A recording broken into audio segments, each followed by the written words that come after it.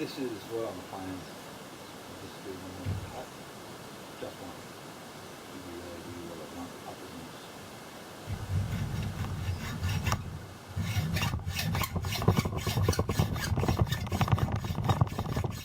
is a little cut.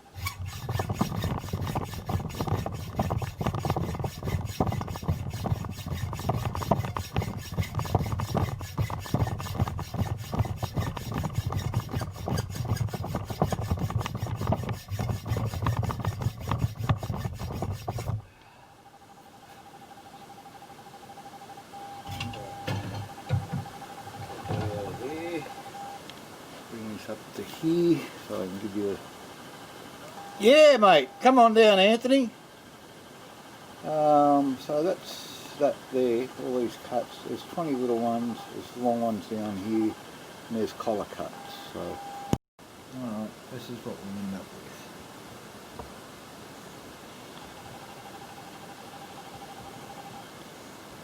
Little cuts.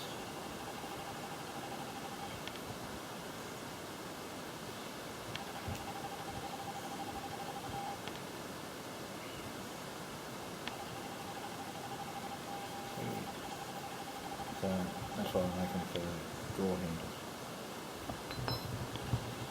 But for a draw handle you generally have an arm out either side going out about an inch, hole going through there, nice bolt going through that out the back. Nice piece of pipe that's been heat treated to get the same effect and colour. I'll do these with a bit of copper, and that'll give a bit of redness to the colour. So it'll be oiled with copper sulphate and a few other things dissolved down into it. And yeah, we'll just brush it over.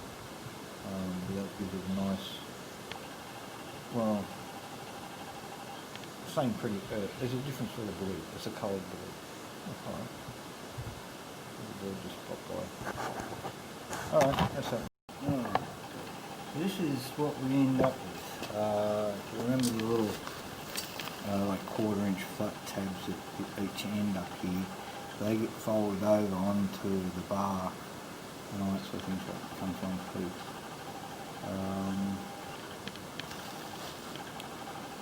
And yeah, so I put a opposite twist. That's going to go down there. This is a steel plate these will go onto, and then I'll just forge them back around and be soft riveting for the stand into there. I'll probably braise the bottom of it as well, just to give it a bit of extra strength. So that's there. This is the tongs. The stuff will sit out about here. I've got to heat treat and harden the poker and weld that in, obviously. So it's going to go on there.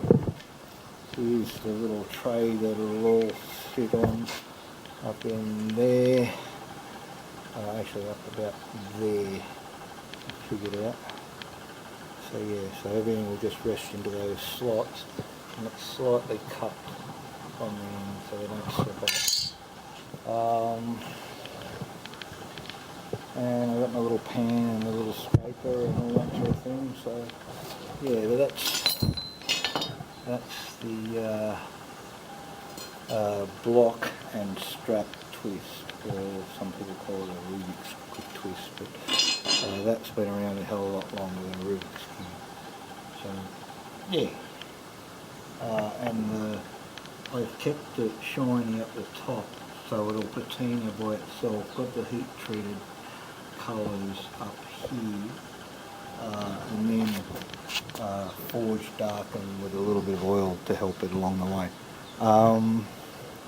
and protect it and all that sort of thing. That's going to be, you know, where the implements are going to smash into and bump into and all that sort of things that need protection. You get a natural patina up on the top of this silver. You don't really want it on there, you want it controlled, so that's why that's darker. Also it's a higher carbon steel. But yeah, I want that the shoulders to patina up, so it keeps that colour band in it. Alright, so yep, that's the tricks. Alright, and